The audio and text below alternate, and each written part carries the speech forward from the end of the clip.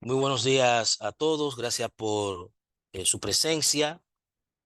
Agradecemos el que ustedes puedan integrarse en lo que es el primer seminario de ética en las contrataciones públicas. Con ustedes, Edixon Minaya, encargado de formación del programa Proética. A nosotros nos acompaña la doctora Concepción Campos, que agradecemos que haya aceptado el que nos viniera aquí a dar esta maravillosa conferencia.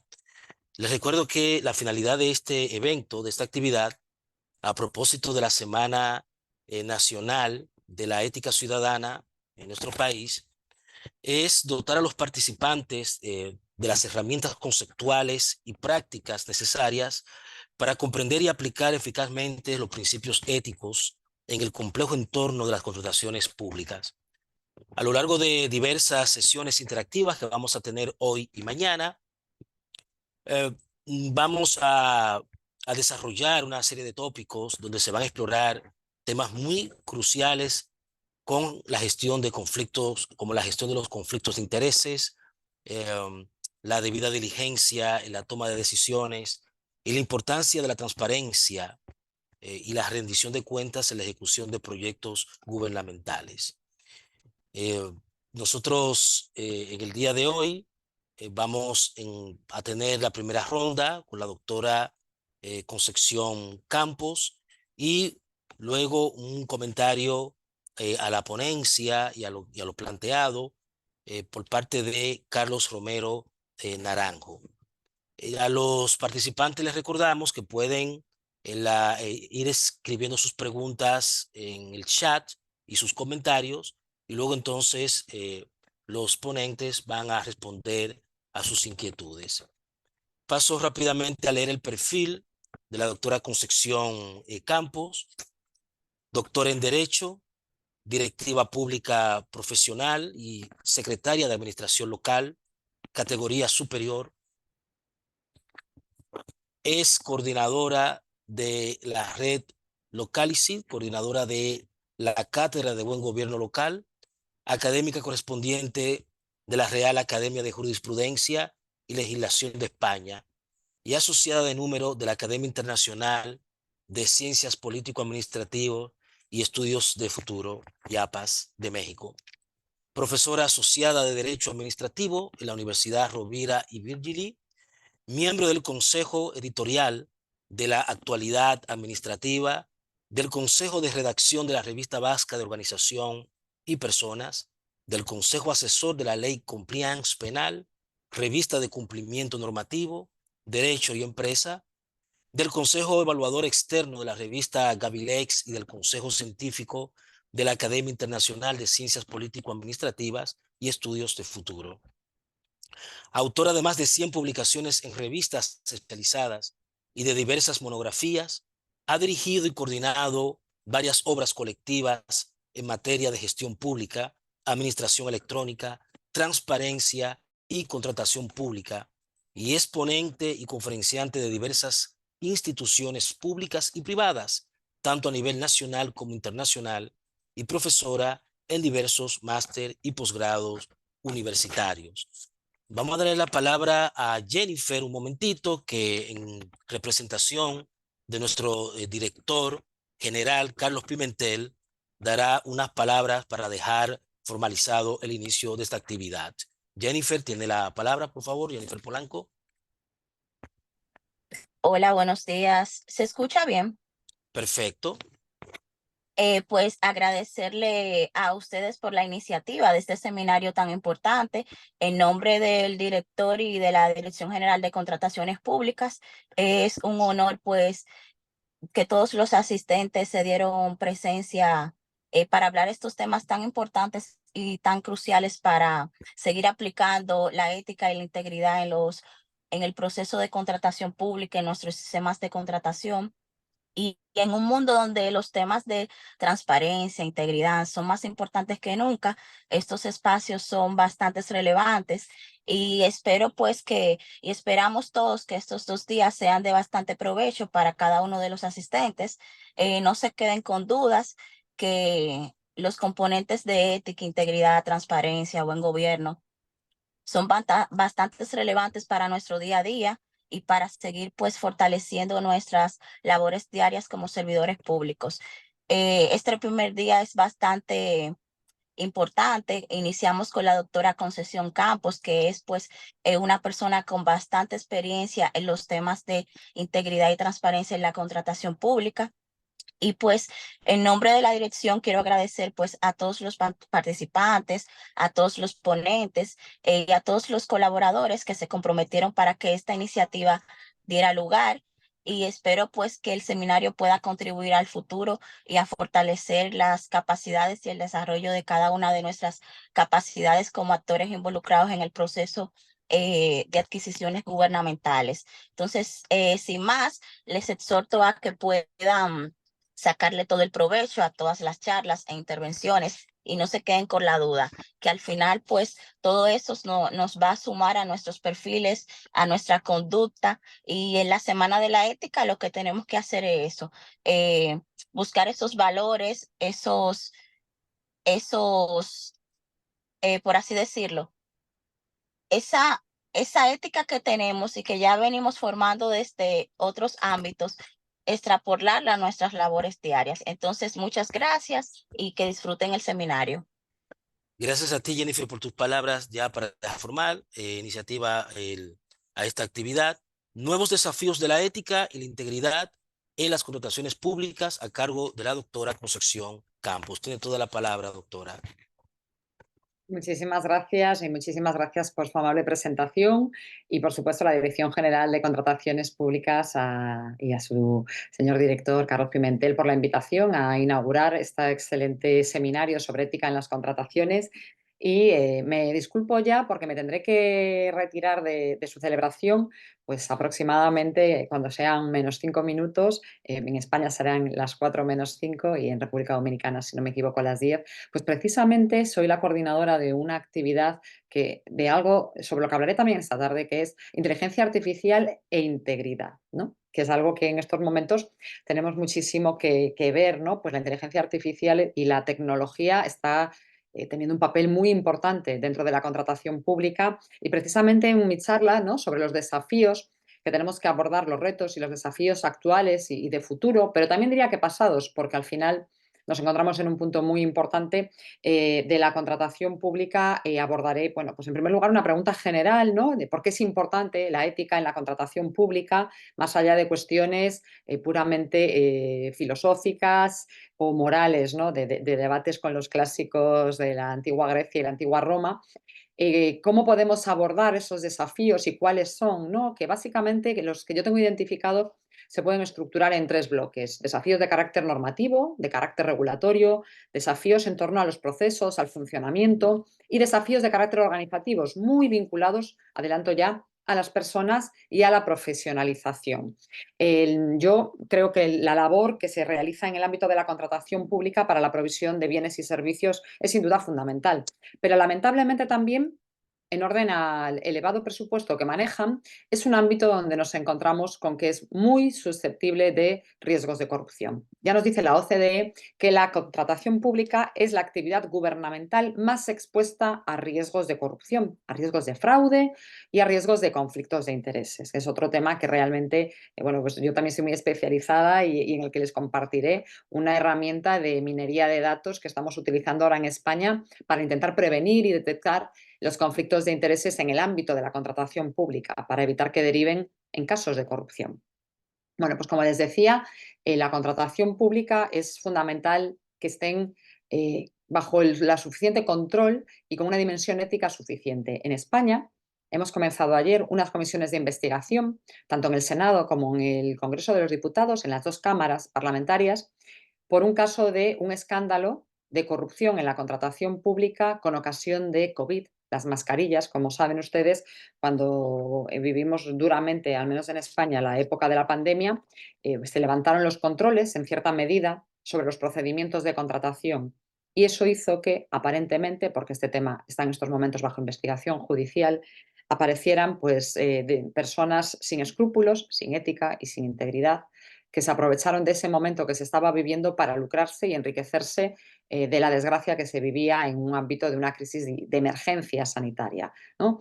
El hecho de que los controles se hubieran levantado o se hubieran flexibilizado no tendría por qué ser un problema si las personas que operaban en el marco de esta contratación hubieran tenido los suficientes estándares morales, éticos y de funcionamiento, porque esto no supondría ningún tipo de problema. Los controles y los procedimientos se levantaron porque era necesario operar en el mercado con rapidez, con agilidad, ¿no? Proveernos de mascarillas, de respiradores, de material, para asegurar la vida de las personas, que era el riesgo que nos encontrábamos. Sin embargo, pues siempre aparecen desaprensivos que se aprovechan de esta oportunidad. Por eso necesitamos reforzar la ética y la integridad en esos planos, pero también en el plano de las personas, ¿no? Por eso preguntaba por qué es importante la ética en la contratación pública. Es importante para evitar la corrupción, el fraude, pero también para asegurarnos que es una contratación más ágil, más eficaz y más eficiente, ¿no? Que podamos optimizar la inversión económica que realizamos y que podamos obtener productos, servicios y suministros de calidad para garantizar a las personas. Y esto tiene que ver con los valores, ¿eh? Con los valores que al final hablan de la imparcialidad, de la objetividad, de la independencia de los servidores y de las servidoras públicos, que nos hablan también de esa posibilidad, ¿no?, de que las personas puedan confundir el interés personal con el interés público, ¿no?, con esos posibles conflictos de intereses, pero nos hablan sobre todo de un tema cultural. Cuando hablamos de la ética, cuando hablamos de la integridad y vinculada, como digo, a un área de riesgo como es la contratación pública, estamos hablando de nuestra cultura. Piensen ahora ustedes en su ética personal. Ahora, trasládenla a la ética profesional y a continuación, trasládenlo a la ética de su organización. ¿Estamos hablando de la adhesión a valores comunes? ¿Estamos compartiendo los principios de funcionamiento? ¿Son aquellos que requiere la sociedad a la que servimos? Les voy a contar un ejemplo, una historia que sucedió en Suecia a comienzos de los años 90 y que quizás algunos de los que han investigado y se han formado en ética ya conozcan, que es el conocido como caso Toblerone. A comienzos de los años 90, la viceprimera ministra sueca disponía, al igual que otros muchos representantes de carácter público, de una tarjeta de crédito para asumir gastos de representación, gastos que se derivaban en el ejercicio de su cargo como viceprimera ministra. Bueno, pues en una ocasión, en un aeropuerto se compró un Toblerone, se compró unos chocolates con cargo a dicha tarjeta. Esta información trascendió al ámbito público a través de los medios de comunicación y se generó un tremendo escándalo social. Tuvo una gran reprobación por parte de la ciudadanía, hasta el punto que esta mujer, que iba a ser la siguiente candidata a ser primera ministra en Suecia, dimitió. Piensen ahora, dos factores: reprobación social por estos hechos, no por otros, por estos hechos, no por millones y millones de euros, de dólares, ¿no?, por una gran cantidad económica. Y la conciencia por parte de la responsable pública de que ante esa situación no puede mantenerse en el cargo, en la responsabilidad que ocupa.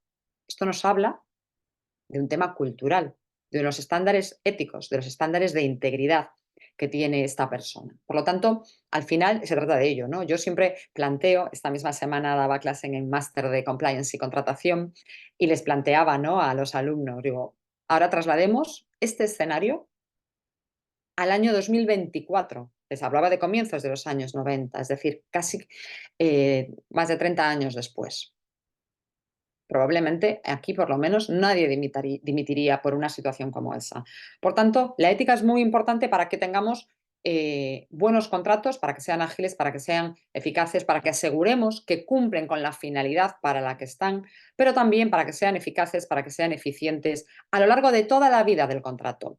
Y les adelanto ya que tenemos que pensar que cuando hablamos de la ética en la contratación pública y de los desafíos que presentan, debemos de identificar tanto a los distintos actores que hay a lo largo de un contrato, tanto públicos como privados, pero también las diferentes fases que hay a lo largo de la vida de un contrato y cómo en cada una de ellas se dan diferentes actuaciones y participan diferentes personas.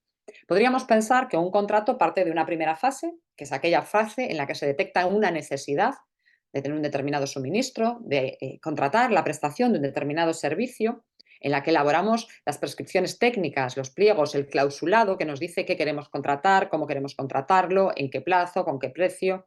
Esa fase en la que se sujeta a los informes jurídicos, a los informes económicos. Preparación del contrato. Una segunda fase que es la de adjudicación.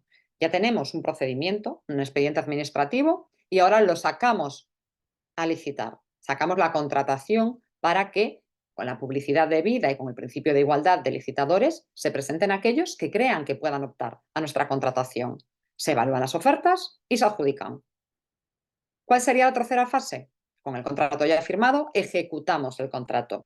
En el caso de España, se ha detectado por parte de los órganos de control, por los organismos antifraude y demás medios de intervención, que esta última fase, la de ejecución del contrato, está quizás como, digamos que es el pilar más débil dentro de lo que es todo el ciclo antifraude. ¿Por qué? Porque aquí se relajan los controles. Parece que cualquier acto de corrupción tiene que ver con que se adjudica un contrato a alguna empresa a la que no se la deba de adjudicar un contrato.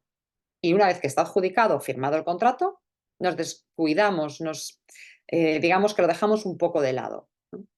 Y esto es algo que hay que remediar y que tenemos que poner desde luego toda la atención porque es fundamentalmente muy importante. Pero yo añadiría una cuarta fase, que es la fase de rendición de cuentas. Porque en muchas ocasiones, si no hay, y de hecho tal y como se va a tratar a lo largo de este seminario, una debida rendición de cuentas, hay mucha opacidad, falta transparencia en realidad sobre cómo ha ido el contrato. Solo vemos papeles.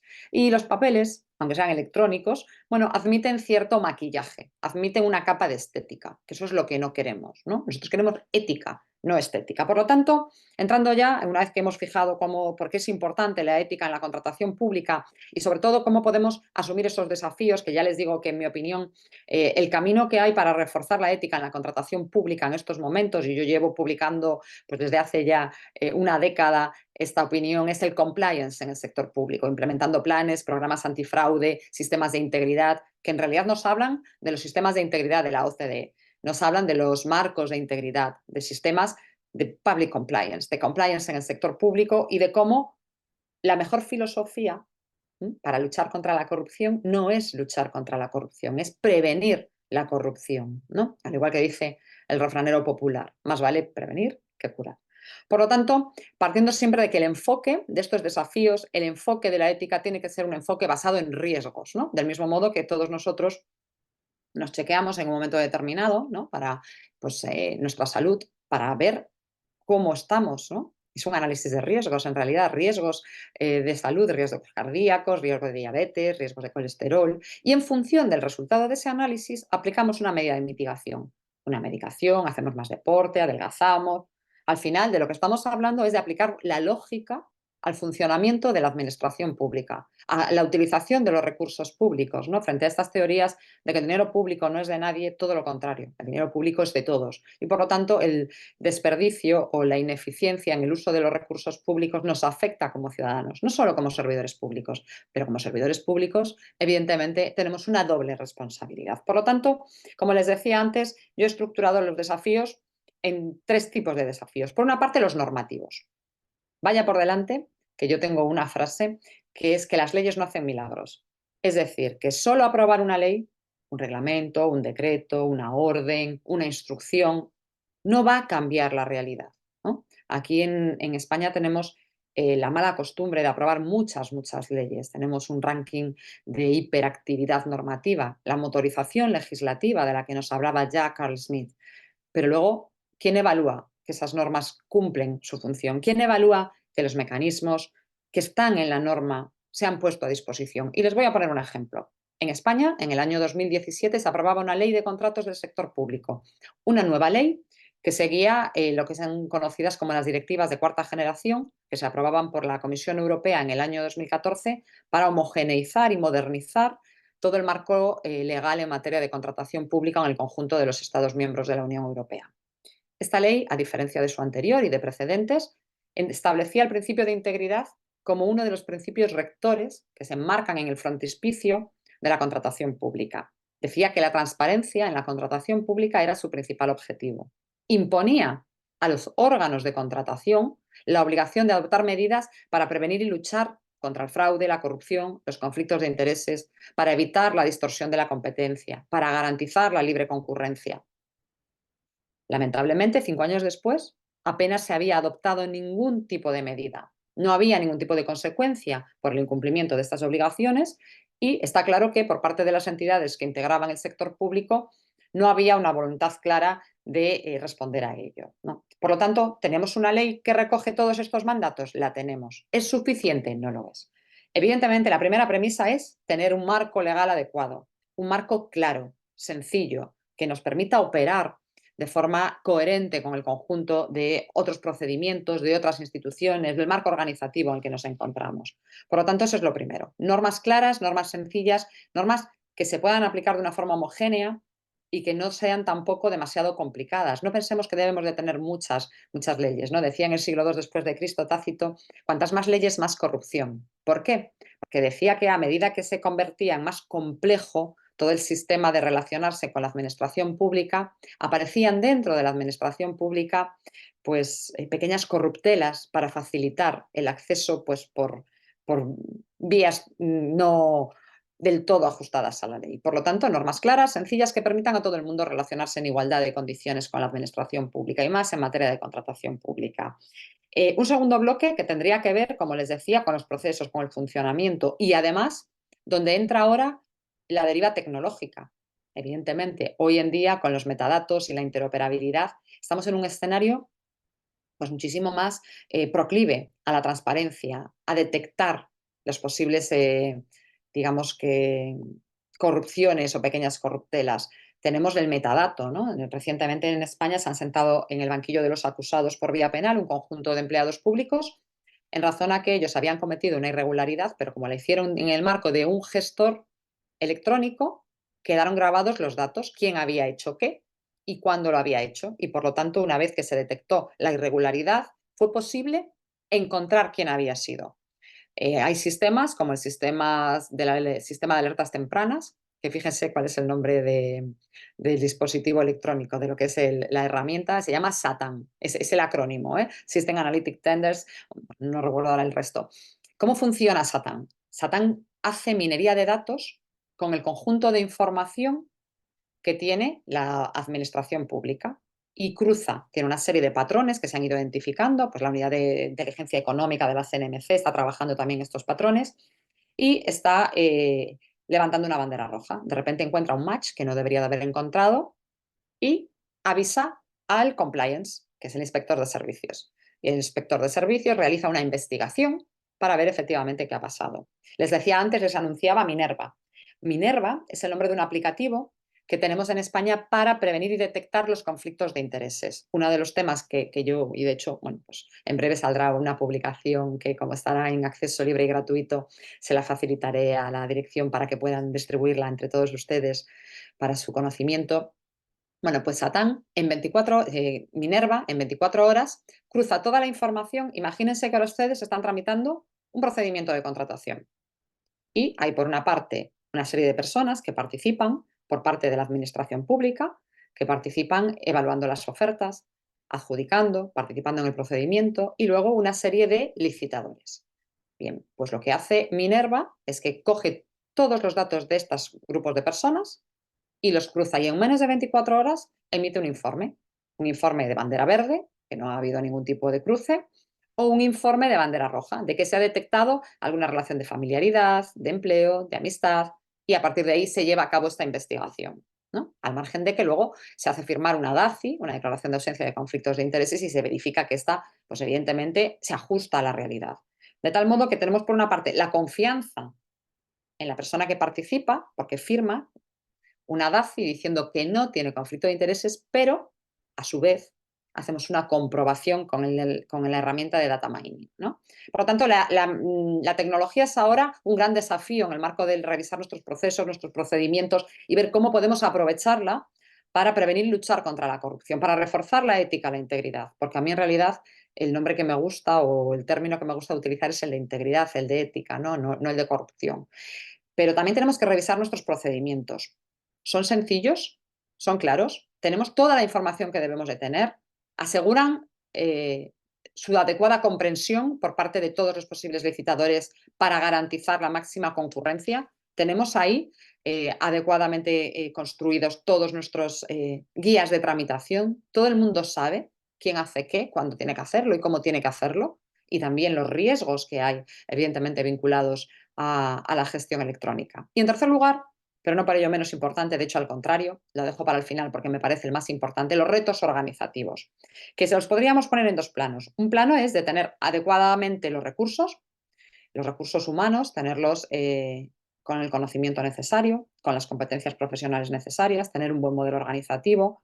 Hemos diseñado un marco de competencias profesionales que a mí me parece muy interesante y donde una de esas competencias está vinculada claramente con las dimensiones de carácter ético, ¿no? Hay que hablar de la profesionalización de la contratación pública. Ustedes están aquí convocados precisamente porque son profesionales de la contratación pública. Hay que evitar que personas que no saben, porque cuanto menos sabe uno, más susceptible es de poder ser objeto de una captura por parte de una empresa, de un licitador o de un tercero que quiera cometer algún tipo de irregularidad. Por lo tanto, dotar de las suficientes competencias en materia de conocimiento técnico, de conocimiento jurídico y tecnológico por parte de todas aquellas personas. Tener adecuadamente establecidos los sistemas de control, pero también la cultura ética, el liderazgo ético, ¿no?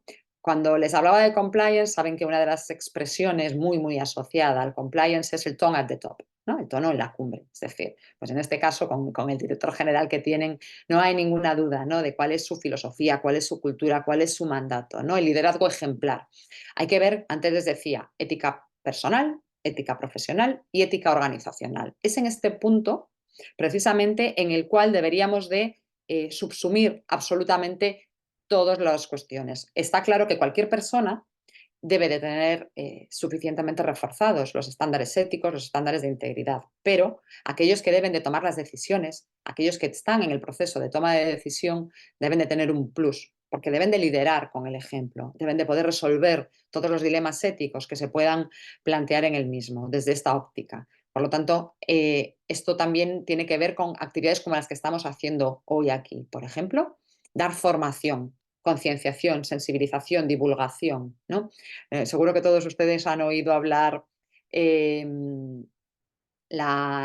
si un árbol se cae en medio de un bosque y no hay nada, si alguien se hace ruido, ¿no?, si nadie lo escucha. Imagínense que ustedes tienen el mejor código ético, el mejor código de conducta, la mejor herramienta de control de riesgos, el mapa de riesgos, pero nadie lo conoce, nadie lo usa. La política de obsequios, ¿no?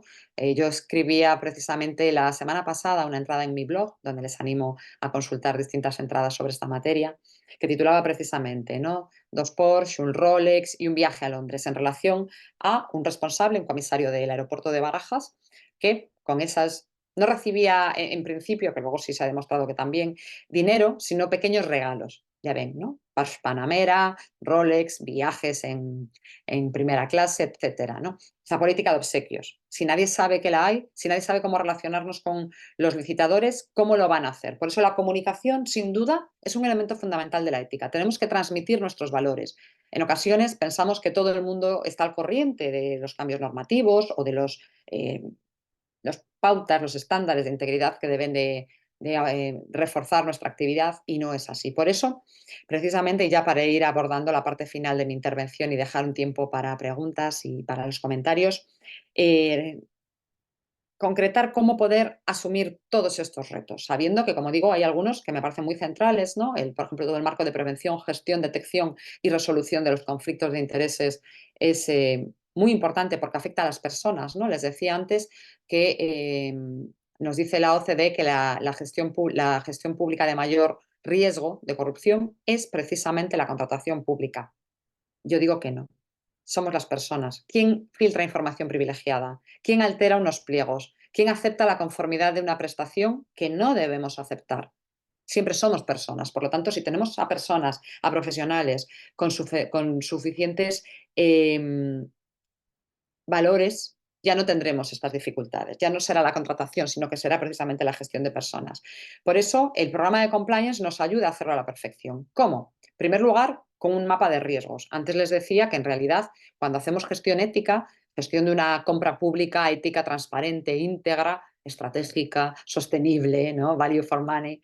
Bueno, pues cuando hacemos ese tipo de contratación tenemos que ver dónde están los riesgos. Tengo suficiente personal, tengo la tecnología adecuada, pero esto solo lo sabré si hago una evaluación de riesgos. porque la evaluación de riesgos me saldrá con el correspondiente mapa de calor o de color, ¿no? Y me dirá qué tipo de medidas tengo que adoptar. Está claro que el riesgo cero no existe, esto es algo que todos sabemos, pero tenemos que intentar, bueno, pues dejar que esos riesgos sean residuales, a su mínima expresión, por decirlo de esta manera. Por lo tanto, primer punto, hacemos ese mapa de riesgo. Segundo, nos dotamos de los protocolos, de los procedimientos necesarios para hacerlo. Cada uno de nosotros conoce cómo es nuestro sistema, por lo tanto, somos aquellos que podemos personalizarlo, identificar a alguien responsable del contrato.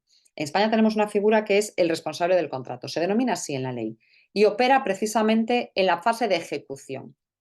Tiene que reportar al órgano de contratación y es el que se encarga de vigilar, comprobar, chequear y asegurarse de que absolutamente todo se hace tal y como se debe de hacer. Un compliance officer dentro de nuestros contratos, dentro de nuestros procedimientos, evidentemente. Contar con un código ético y de conducta. Está muy bien tener códigos éticos, códigos de conducta que resultan de aplicación al conjunto de los empleados públicos, pero en materia de compra pública hay unas cuantas peculiaridades y además, a veces en función de cuál sea el organismo en particular al que nos estemos refiriendo, todavía más. Eso hace que debamos de adaptar, personalizar, tener un canal de denuncias, tener un canal que pueda ser anónimo para facilitar esa confianza, a través del cual se puedan reportar. Nosotros los hemos puesto en marcha desde el año pasado con carácter obligatorio, tanto en el sector público como en el sector privado, y están funcionando bastante bien. Por ejemplo, los temas de conflictos de intereses se están reportando mucho a través de los canales de denuncias.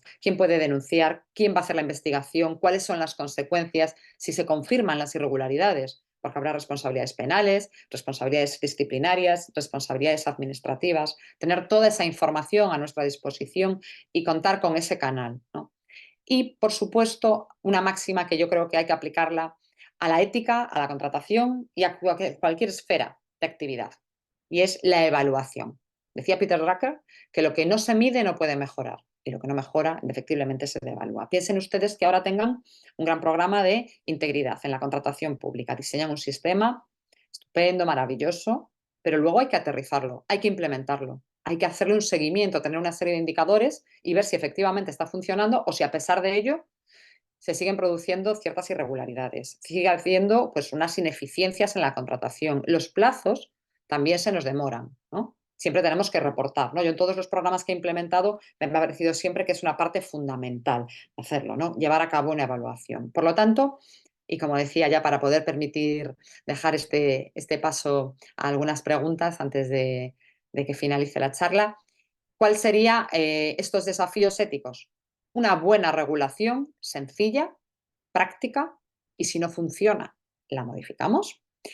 Los desafíos de conformidad con los procesos, es decir, revisemos nuestros procedimientos, simplifiquemos nuestros procedimientos, optimicemos y aprovechemos todas las oportunidades que nos ofrece la inteligencia artificial, que no son pocas. Como les decía, yo estoy coordinando ahora un curso y es desde luego increíble la de experimentos y la de proyectos e iniciativas que ya están en marcha, inteligencia artificial ética, confiable y responsable, por supuesto, y organizativos.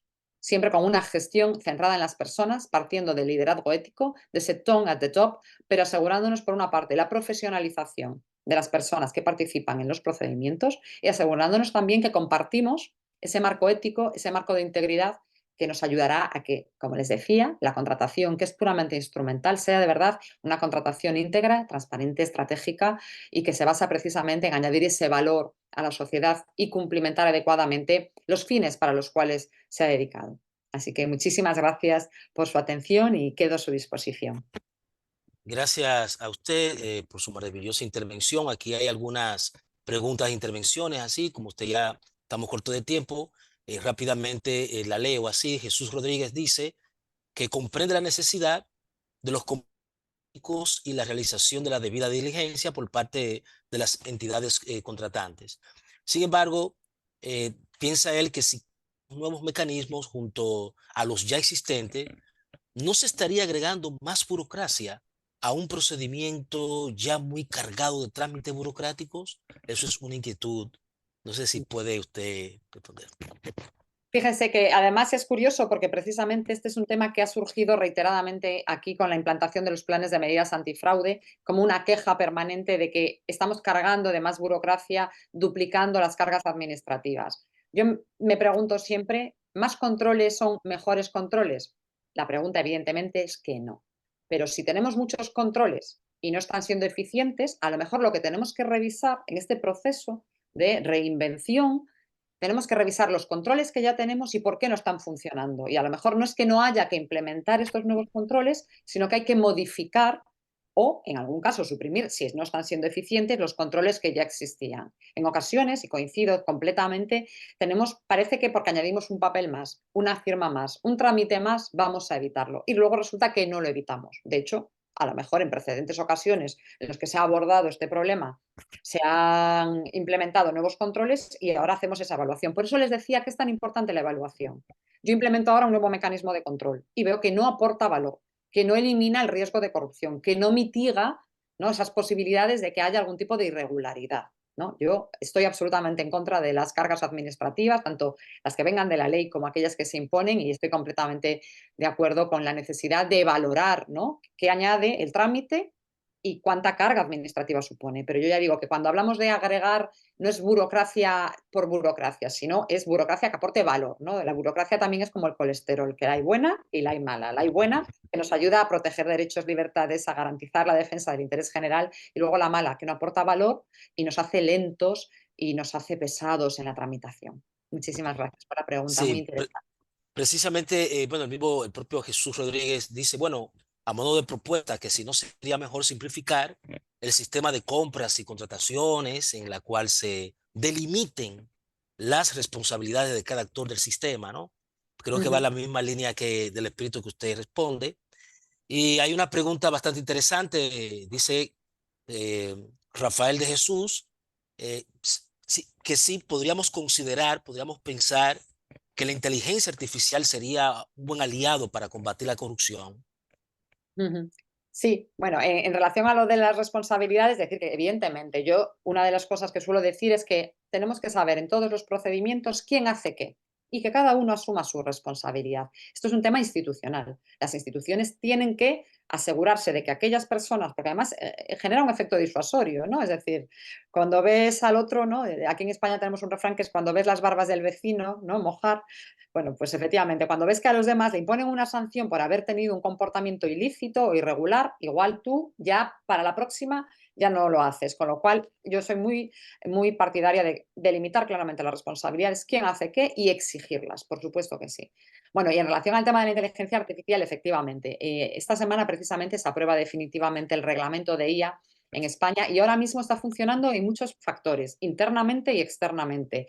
Pero no solo para prevenir y luchar contra la corrupción, sino también precisamente para simplificarla y simplificarla para licitadores, en el sentido de que en ocasiones, pues a lo mejor nuestros pliegos son más complicados, difíciles de ver, les permite identificar, hacer mejores ofertas. A nosotros nos va a permitir saber exactamente si los costes son adecuados, si la demanda existe en el mercado, si esos presupuestos están o no están. La herramienta de inteligencia artificial, ahora mismo hay, como ustedes saben, mucho foco puesto en materia de la inteligencia artificial generativa, ¿no? Para entendernos todos, ChatGPT, ¿no? Que está ahí, bueno, aportando por esa accesibilidad que ha tenido el conjunto de la ciudadanía.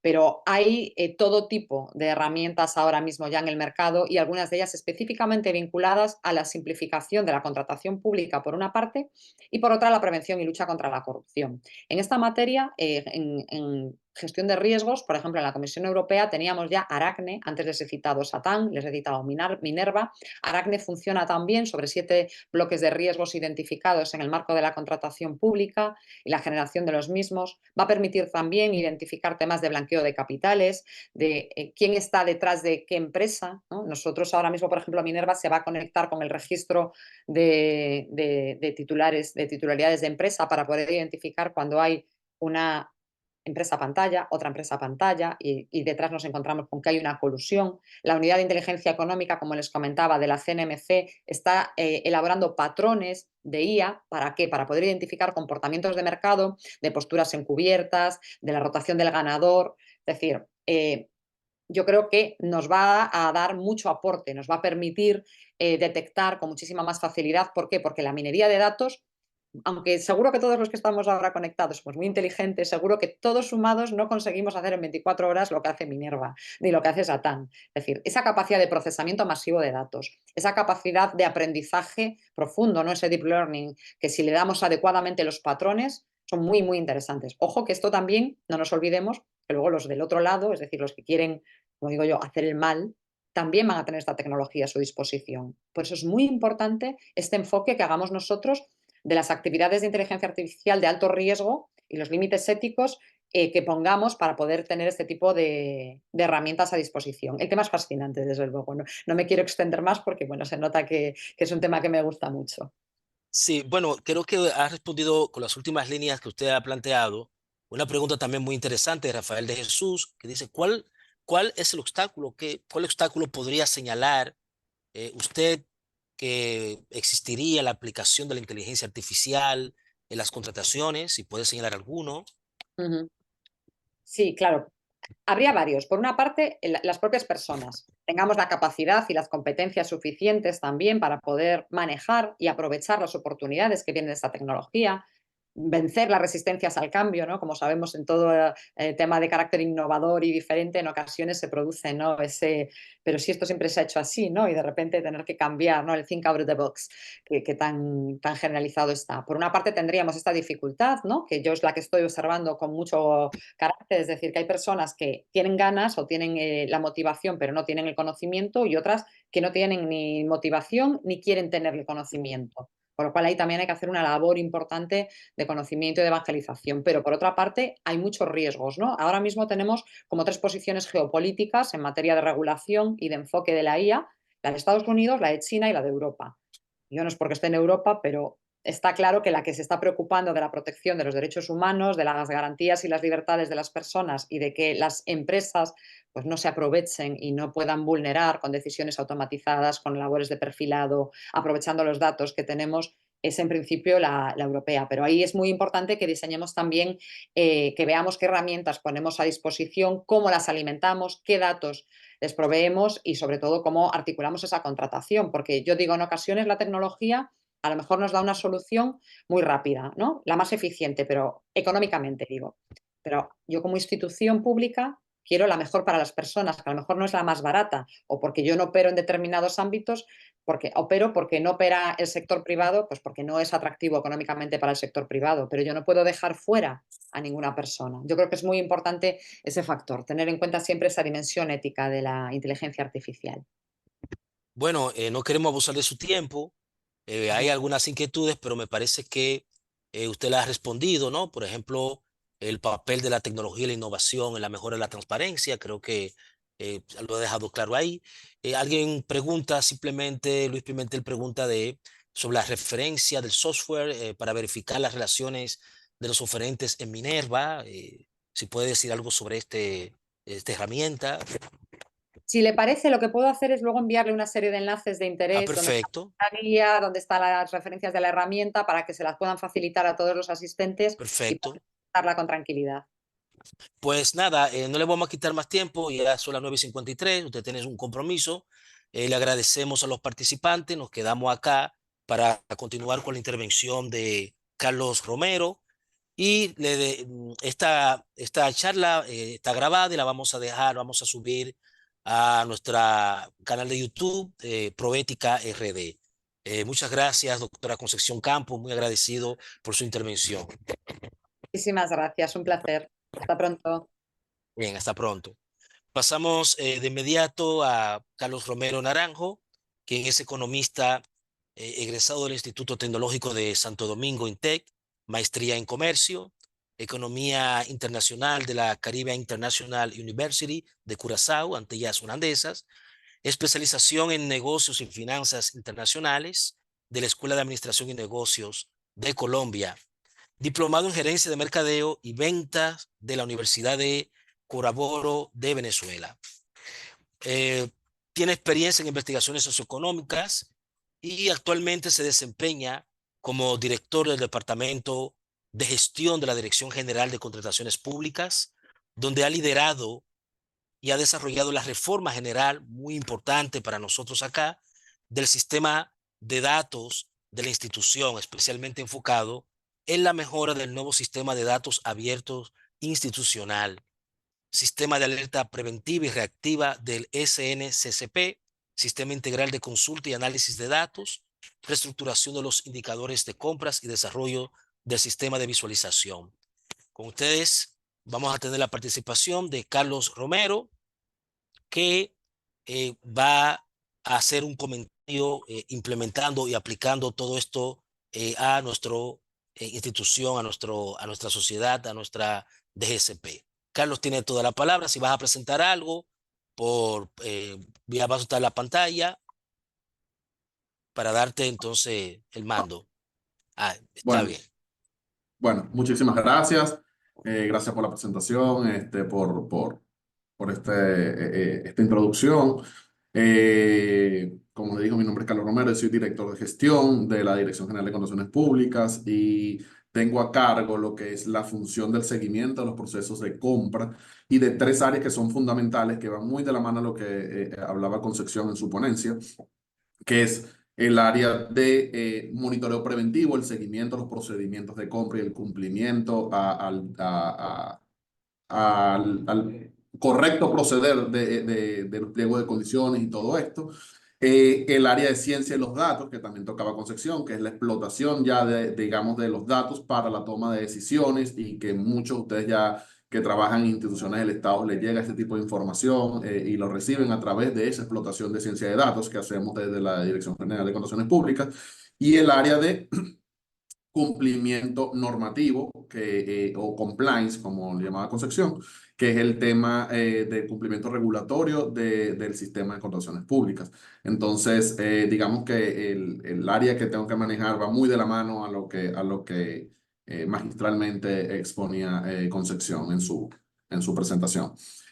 Nosotros hemos hecho una serie de avances muy importantes en términos de la ética, el cumplimiento ético, y creo que voy a tocar unos puntos que van muy relacionados a lo que tocaba Concepción, pero también al mismo tiempo a unas respuestas basadas en República Dominicana sobre las preguntas que se hicieron muchas veces dentro del proceso. Lo primero es que dentro de unas acciones que nosotros diseñamos, el 21 de febrero del 2021 se emitió por decreto presidencial lo que es el cumplimiento, el programa de cumplimiento regulatorio en las contrataciones públicas, que nace con el objeto de impulsar normas y políticas de prevención, ¿verdad?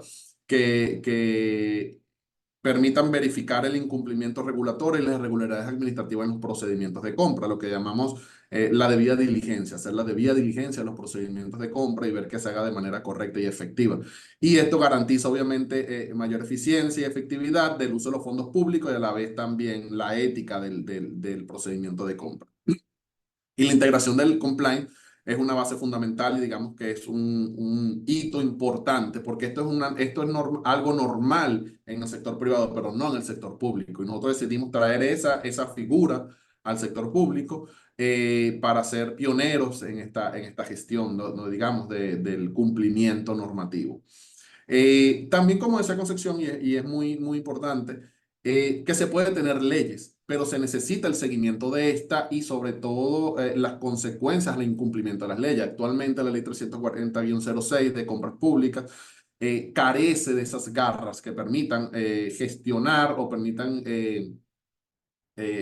activar consecuencias hacia el incumplimiento normativo. Es por ello que es importante la aprobación y ya el presidente en una de sus últimas reuniones que hizo de carácter público habló sobre la aprobación al Congreso, la aprobación de la nueva proyecto de ley que ya nosotros suministramos al Congreso y que está ahorita en lectura en una de las cámaras, ya que este incluye un sistema de consecuencias para el incumplimiento o al desapego normativo, ¿no? En materia de contrataciones públicas. Y esto es fundamental porque si no tenemos régimen de consecuencias, pues al final de cuentas no va a haber ética y va a ser fácilmente vulnerada o no va a tener una consecuencia el vulnerar el proceso, los procedimientos de compra, los procedimientos normativos, ¿no?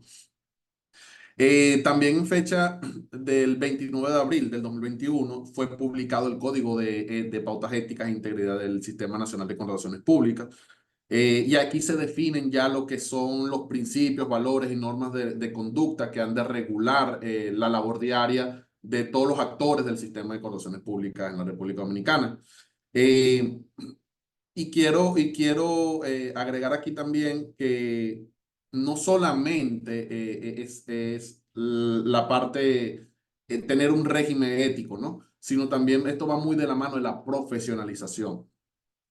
Y esto es un punto muy importante que quiero rescatar también de la ponencia anterior, que en materia de contrataciones públicas hemos hecho alianzas con universidades y con instituciones muy reconocidas en el país para que a través de la profesionalización se fundamente lo que es el cumplimiento de los estándares éticos. Como relaciones interinstitucionales con universidades para formalizar y profesionalizar. INTEC tiene uno, creo que, si no me equivoco, también con Barna también se tienen otros acuerdos para profesionalizar al funcionario público en materia de contrataciones. Mientras más profesionalización tengamos a lo largo del trayecto, a lo largo hagamos más profesionales en materia de contrataciones públicas, se reduce las violaciones éticas. O sea, se aumenta la ética, digamos, del colaborador porque es ya su profesión, es una vulneración a su profesión como tal. Entonces, también tenemos otros hitos adicionales, como por lo menos el 26 de abril del 2022 se publicó la circular PNP 2022-0001, donde se establece la utilidad de la debida diligencia en los procedimientos de contrataciones públicas. Y eso es muy importante. Este hito es muy importante porque aquí nos da las recomendaciones de la inclusión de la debida diligencia en el proceso de contrataciones públicas. Recordemos que es obligación de la unidad de compra por el principio de centralización operativa dar seguimiento y conocer con quién está contratando. ¿Ok? ¿Con qué proveedor está contratando? Si ese proveedor tiene documentación vencida, si ese proveedor tiene algún tipo de práctica indebida a la hora de comunicación, si tiene algún tipo de sanción administrativa, si ha forjado documentos. Nos hemos encontrado en el sistema de contrataciones públicas de la República Dominicana en los últimos años muchos proveedores que han vulnerado sus propios documentos para estar de manera adecuada y participar en un procedimiento de compra forjando documentos como su acta constitutiva o inclusive los impuestos, el pago de impuestos. Entonces, por eso es que es muy importante este hito porque permite, con la debida diligencia, se permite detectar en diversas etapas de manera oportuna si hay algún tipo de falla en la contratación o algún tipo de falla en el proveedor que estamos. Es como lo que traemos también del sector privado de conoce tu cliente. Los bancos lo hacen mucho, lo que es el término de conoce tu cliente. Entonces, conocer al proveedor con quien estamos transando es muy importante. Antes que se me pase un punto también de mucha relevancia, creo que es importante recalcar que también nosotros hemos hecho un desarrollo importante en materia del uso de los datos. Para nosotros es primordial el uso de los datos no solamente para saber con quién se contrata o cuánto compramos, sino para combatir los actos de corrupción o los actos de violación administrativa de la ley de compras. Y al mismo tiempo ver los conflictos de intereses y la ética que se genera. Por ejemplo, hemos diseñado lo que es, igual que en España, como el SATAN, que es lo que comentaba Concepción. Nosotros tenemos el sistema de alerta preventiva y reactiva, el sistema SARS, que básicamente es un sistema de alertas rojas mixto y que muchos de ustedes que trabajan en unidades de compra han recibido correos de este sistema, del sistema SAPR, donde les llega un correo electrónico y les dice, mira, este proveedor posiblemente está relacionado. Entonces aquí ya estamos viendo los actos de posible corrupción o conflicto de intereses, sea por cuentas bancarias, sea por términos de accionistas o por teléfono de contacto en común o por dirección en común, que les puede dar indicios investigativos, ¿no? Adicionalmente a eso, también tenemos lo que es el sistema de monitoreo preventivo. Ustedes también reciben muchos correos de parte de la unidad de monitoreo preventivo de la Dirección General de Contrataciones Públicas, donde les señalamos posibles situaciones que pueden generar incongruencias en los pliegos de condiciones y que sean incongruentes con la ley también de compra y contrataciones públicas. Es por ello que entonces reciben estos correos para que ustedes puedan hacer esas salvedades, esas correcciones o esas enmiendas y puedan continuar sus procedimientos de compra sin ninguna falla y sin ninguna violación ética o normativa a la ley de compras. También este mismo sistema analiza lo que es, por ejemplo, el cumplimiento de los tiempos mínimos que ustedes cumplan en las aperturas de sobre, el seguimiento operativo y adecuado a los procedimientos de compra, o si adjudican o no adjudican a tiempo, si cargan las ofertas o no lo cargan a tiempo.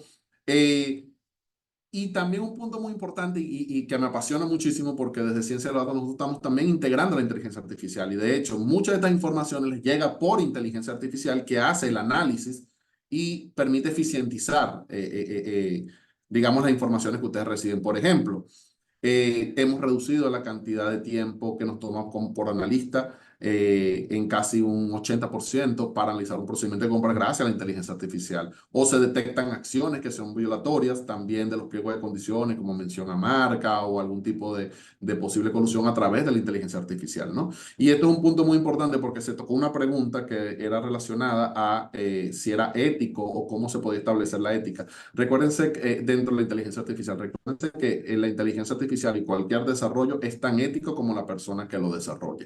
Sus códigos, si sus códigos están correctamente parametrizados y apegados a lo que es la normativa, va a ser un sistema ético, va a ser un sistema que va a cumplir con esos factores necesarios. También el 18 de mayo del 2021, esta dirección emitió la resolución PNP 05-2021, a través de la cual se institucionaliza lo que es el programa de cumplimiento regulatorio y que después fue derogada y actualizada por la resolución 03-2022. Y todo esto va en el marco, digamos, de lo que es la ética, ¿no? En las contrataciones públicas. También se publicó en el 2022, fue por julio del 2022, otra circular con el propósito de reiterar, ¿verdad? Que tanto el personal de la institución contratante como los vinculados a los procedimientos de contrataciones públicas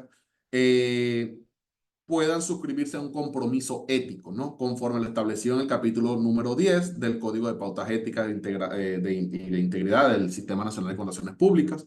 En el 2022 también se lanzó la guía de la debida diligencia, el ABC de la debida diligencia, como le llamamos nosotros, que va orientado hacia ustedes como unidades de compra, hacia los actores de las unidades de compra, para que todos los servidores públicos vinculados al proceso de contratación puedan llevar a cabo positivamente este seguimiento, ¿verdad?, de la debida diligencia. Acuérdense, como les digo, la base de un correcto procedimiento de compra es el seguimiento de la debida diligencia. También hemos hecho otras acciones, ya para finalizar con esto, es que en julio del 2023 fue publicada la política integral de riesgos en las contrataciones, o la gestión de riesgo en las contrataciones públicas, digamos, para que la misma comprende los lineamientos que son generales para orientar a las instituciones en el marco de la Ley 340-06 sobre la gestión efectiva de esos eventos riesgosos que puedan ser presentados en sus procedimientos de contratación.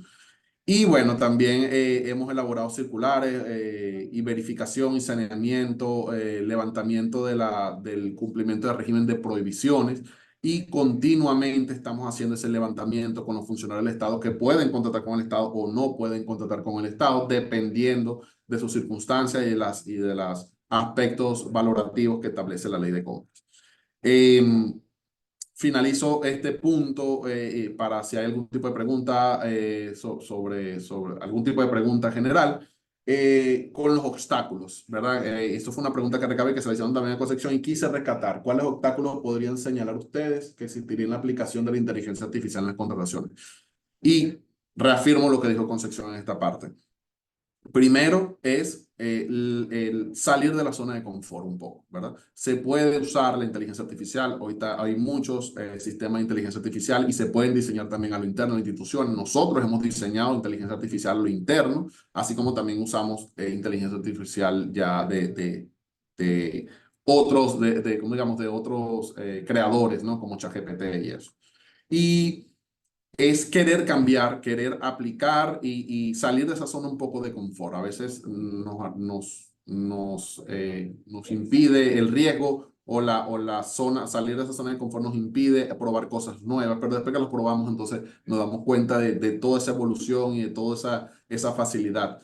Y a nosotros internos la DGCP nos ha pasado, ¿ok? Claramente no, teníamos una cierta resistencia al cambio que después cuando se vieron las eficiencias y las mejoras, pues entonces ahí nos damos cuenta ya de que sí es bueno usar ciertas herramientas. Pero para ello hay que probar y que tratar y sobre todo tener la disposición de las autoridades o los máximos incumbentes en querer hacer uso de estas iniciativas.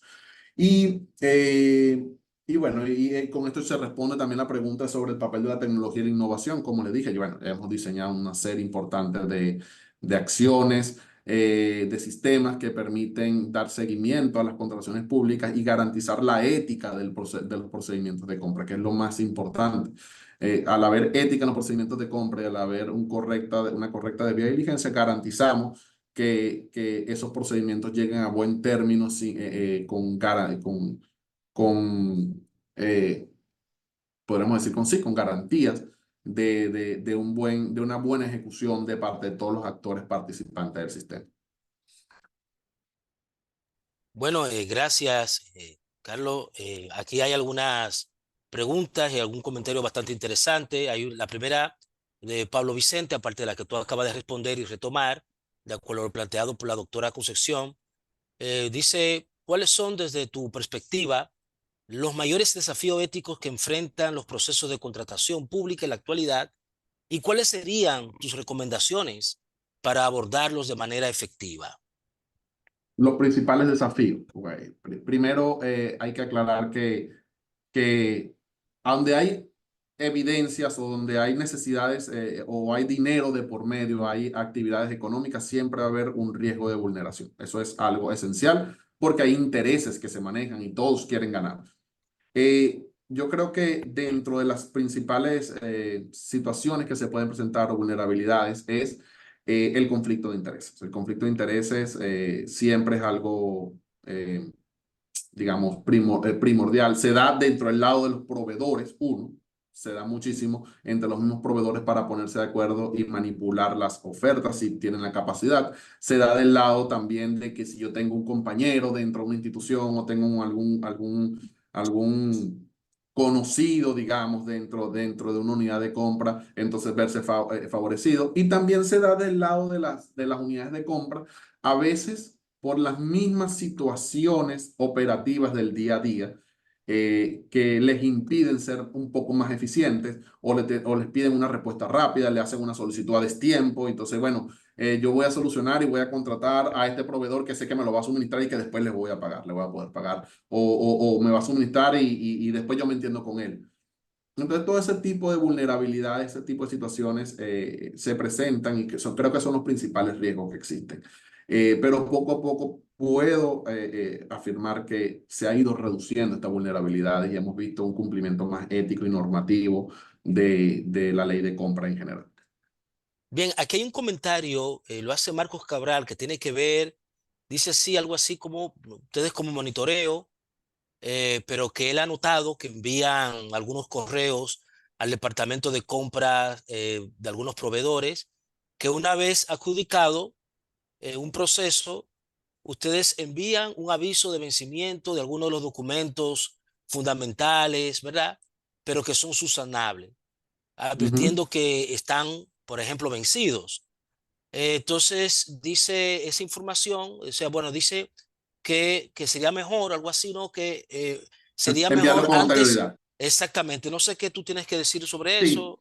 sí. De hecho, nosotros lo enviamos con autoridad. El sistema de nosotros, a través de una automatización que realizamos, automáticamente al vencerse el documento al proveedor, se le envía 30 días antes, 15 días antes del vencimiento y en la fecha de vencimiento. Se le envía un correo a la unidad, a esa, digamos, unidad del proveedor, de verdad, de gestión del mismo proveedor, del mismo correo que ellos tienen registrado dentro del sistema como proveedores del Estado, y se le envía un correo diciéndole que ya está a punto de vencerse su documento, sea su documentación legal como el registro mercantil o sea también la de el MIC.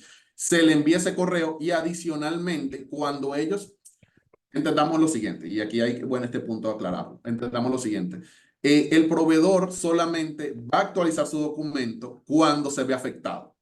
¿verdad? Cuando se ve, hoy no me van a dar una contratación porque no tengo el documento vencido. De resto, no actualiza el documento y ya hemos hecho muchas situaciones y de hecho estamos desactualizando proveedores. Tenemos un número, creo que casi 11.000 o 12.000 proveedores que hemos desactualizado ya porque tienen ese documento vencido y no lo han venido a actualizar. Ahí en ese momento, cuando van a participar, es que ellos vienen a actualizar su documento. Por eso es que Ya, también le pedimos la ayuda a las mismas unidades de compra de que cuando participen estos proveedores les digan, mira, tienes tu documento vencido, ven a la unidad de compra. Pero ya obviamente le hemos enviado correos del departamento de proveedores a estas unidades de compra, disculpe, perdón, a estos proveedores diciéndoles que tienen su documentación vencida con un tiempo suficiente como para que lo puedan reactivar.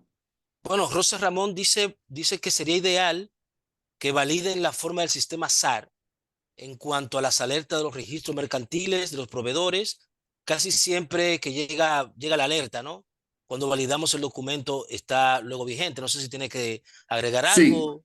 Ok, sí, que el documento, acuérdense algo, que el documento esté vigente porque ellos participan y tienen su documento vigente. Acuérdense que ellos siempre tienen que suministrar su documentación al final de cuentas. Que su documento esté vigente dentro que ellos lo tengan vigente como tal, no quiere decir que esté dentro del sistema de contrataciones públicas o dentro de su registro de proveedores vigente. Ellos muchas veces presentan, se les olvidan porque es obligación del proveedor actualizar esta información, se les olvida cargar su documentación o no la traen y después entonces participan. Cuando llegan a la participación, obviamente tienen su documento vigente, pero dentro del sistema no. Cuando les llega el correo es porque dentro del sistema no está vigente. No es que ellos no lo tengan vigente como tal, sino que dentro del sistema de contrataciones públicas, dentro de su registro de proveedores, no está vigente. Y eso le va a traer problemas a la unidad de compra al final, porque lo que va a ocurrir aquí es que sencillamente cuando vayan a pagar a ese proveedor, la Contraloría va a decir, pero este proveedor, porque al final de cuentas ellos machean la información entre lo que le entregan físico versus lo que ellos constatan dentro del sistema de contrataciones públicas, este proveedor tiene el documento vencido. Les va a atrasar su proceso de pago a ellos, les va a atrasar sus procesos de pago también, la gestión financiera a la institución y eso va a generar más conflictos. Entonces, por eso es que nosotros enviamos este correo de alerta que hace el sistema de alerta preventiva y reactiva para que se eviten esa situación de gestión. Y si en dado caso ese proveedor no actualiza, no subsana, pues sencillamente puedan adjudicar a un proveedor que sí lo hace. bueno, Luis Miranda comenta y pregunta a la vez, dice, bueno, los correos de monitoreo preventivo llegan también a los proveedores participantes en un proceso. ¿Cómo les llega a las unidades operativas de compra? No, los correos de monitoreo preventivo, primero, las alertas de monitoreo preventivo son diversas. Hay hasta Ok, ahorita 25 alertas que tenemos. Hay alertas que le llegan directamente de manera automatizada a las unidades de compra, solamente a las unidades de compra. Hay ok. alertas que les llegan a nosotros de manera interna, al equipo de monitoreo preventivo que hace el análisis general de, digamos, de esas alertas y verifica si efectivamente corresponde enviarle la alerta a la unidad de compra o no corresponde. Y hay alertas, ¿verdad? Que son sencillamente porque hay que suspender un proceso por alguna violación muy flagrante de la ley de compra. Pero no le llegan a los proveedores. La que le llega a los proveedores es directa, no tiene que ver con el sistema de alerta preventiva y reactiva, sino tiene que ver con el sistema de proveedores cuando gestionan participa en un procedimiento, disculpen, cuando el documento está vencido o cuando participan con un documento vencido. Ahí sí les llega a ellos una alerta. Ok, Cristian Álvarez pregunta de si existe alguna base de datos de proveedores que no hayan cometido faltas en otras instituciones o qué podemos utilizar para buscar proveedores por ítems o artículos. No sé si tiene algo que Perfecto. decir. Sí. Sí, claro.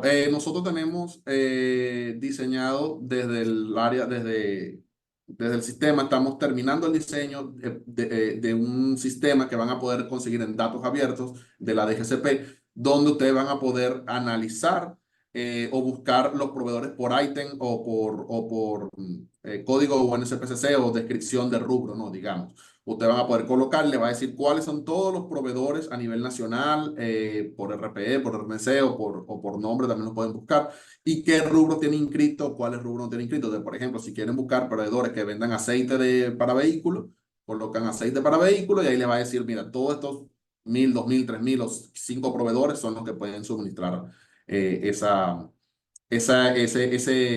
bien o servicio que tú estás buscando y eso ahí les puede ayudar. Y creo que también, y sobre la parte de que si existe base de datos donde puedan ver los proveedores, sí, tenemos en datos abiertos el sistema de consulta de proveedores inhabilitados y suspendidos, y ahí tienen todo el histórico de los proveedores suspendidos o inhabilitados, donde pueden ver las razones de inhabilitación y las acciones que han aplicado. Recuérdense que solamente se puede sancionar al que está inhabilitado, suspendido o en este caso, que aparece en esta tabla, pero no al que tenga una condición con una unidad de compra, porque si no cae dentro de la dirección y se investiga dentro de la dirección, el proveedor puede seguir participando, ¿ok? Por eso es que es muy importante que cuando los proveedores cometan faltas graves al cumplimiento contractual, pues ustedes denuncien eso a la Dirección General de Contrataciones Públicas, hacer la debida investigación para que ese proveedor sea sancionado y se le coloque una inhabilitación, si corresponde, temporal o permanente. Bueno, pregunta Rafael de Jesús, ¿qué papel juega el PECCA dentro de la cadena de monitoreo preventivo para evitar los actos de corrupción en República Dominicana? No sé si tiene algo que decir. Importantísimo. De hecho, al inicio de esta gestión, muchos se dieron cuenta de que nosotros tuvimos una participación muy activa en enviar casos al PETCA por posible corrupción administrativa o lo que nosotros identificamos como corrupción administrativa en los procedimientos de compra.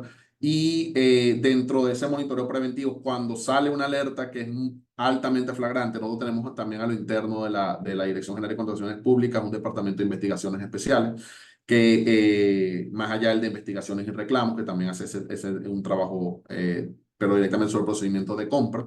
Y hacemos todo eso, ese levantamiento. Hacemos el levantamiento que se hace con ciencia de los datos, investigaciones y reclamos, más el Departamento de Investigaciones Especiales. Hacemos el análisis completo de esos procedimientos de compra o situaciones que se puedan presentar y luego de esto remitimos, si es debido, al PETCA para que haga las investigaciones. Entonces, el monitoreo preventivo ayuda mucho también a evitar. Acuérdense que el monitoreo preventivo lo que hace es que ayuda a evitar que ocurra la situación. Cuando ocurre la situación que ya se escapa de nuestras manos, porque ya pasó el espacio, digamos, que va desde publicación hasta la adjudicación del proceso, ya es una ejecución contractual o tiene otra deficiencia, investigamos y suministramos al PETCA. Como por ejemplo ocurrió con el caso del Intran, por poner un ejemplo, o algunos de los casos que se están investigando a través del PETCA. Bien, yo creo que conectado a esto, Carolina Valente hace una pregunta interesante. ¿Qué pasa con aquella institución que inicia a trabajar con el portal de compras y luego lo deja y continúa trabajando las compras sin el debido proceso que conlleva? Es decir, de manera directa con el proveedor. No sé si tiene que decir algo sobre esto. Sí, lo primero es que si una unidad de compra ya está transando por el portal transaccional y después se descubre que está haciendo procesos por fuera, eso automáticamente es una sanción, genera una sanción administrativa y genera situaciones que pueden llegar incluso a la investigación ya a nivel penal con el PETCA y todos estos procedimientos. Porque al asumir al subir el procedimiento del portal transaccional y aparte recibir fondos del Estado por ello, se puede hacer una gestión o una mala interpretación o se puede ver como una mala intención de querer distraer fondos o de querer, digamos, evadir el sistema de compra. Entonces, si la unidad de compra ya está pasando a través del portal transaccional, nosotros siempre hacemos un seguimiento. Inclusive lo hacemos a través también con la DGEIT y hacemos un macheo entre los procedimientos de compras publicados a través del portal de compras versus lo que aparece en su portal institucional, porque en algún lado tienes que publicarlo, tienes que transparentarlo. Y si eso no coincide, eso ya empieza a gestionar investigaciones. Bueno, aquí hay una bastante interesante. Marcos Cabral dice que hoy en día los departamentos de compra no tienen la responsabilidad como la tenía anteriormente, sino que es una entidad operativa, aunque es una unidad que colabora con todos los departamentos. Sin embargo, los encargados deben hacer una declaración jurada de patrimonio. A mi entender, eso debería hacerlo los encargados de los departamentos financieros del DAF, ¿no? Que finalmente solo son los que deciden las compras y los pagos para que sean ellos los que hagan esa declaración y no los encargados de compras. Si tienen algún comentario sobre esto. Completamente de acuerdo.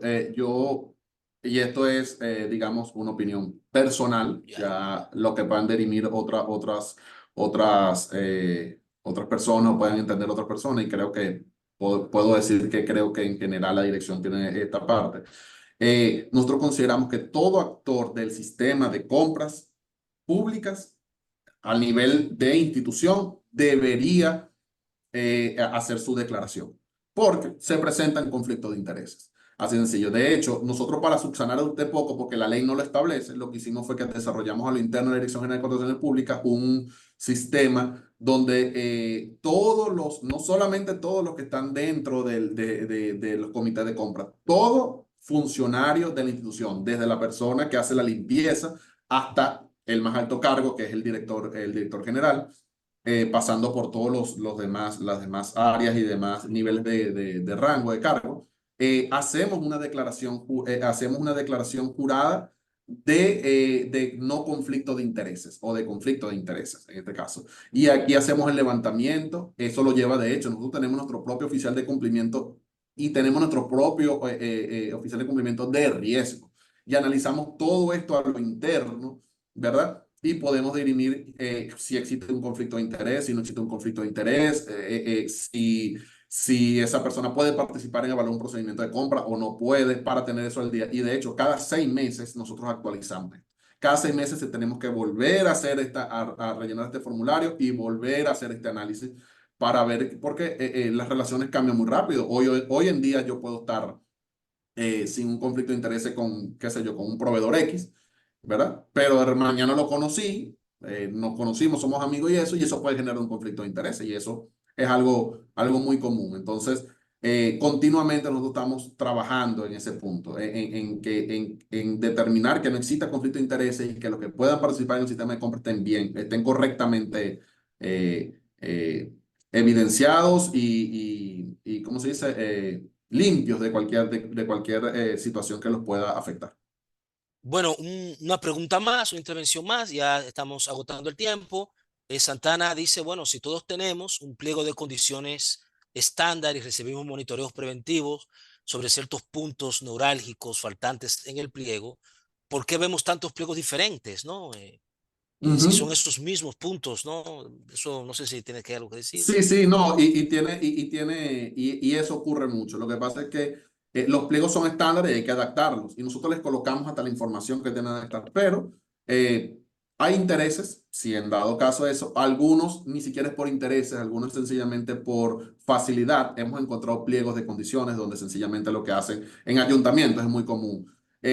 Copian un pliego de condiciones de otra persona que compró camiones otra institución, digamos, un ayuntamiento. Voy a poner un ejemplo, esto no es algo que haya ocurrido como tal, pero digamos la Altagracia y la Romana, ¿no? Entonces el de la Romana va a comprar camiones de basura y entonces copió el pliego de condiciones de la Ya. Altagracia y lo trajo para acá y si salió con defecto de aquel lado, va a llegar con el mismo defecto en la Romana. Entonces, ese punto hacerlo. Hay que recordar que los pliegos de condiciones y cada condición de compra es muy específica. Las condiciones de mi institución, como la Dirección General de Contrataciones Públicas, no es ni cercana ni similar a la de digamos, la de INAVIE o la de Procompetencia o Pro Dominicana o la presidencia. O sea, son situaciones muy diferentes y es por eso que es muy importante que tengan gente muy especializada en elaborar los pliegos de condiciones,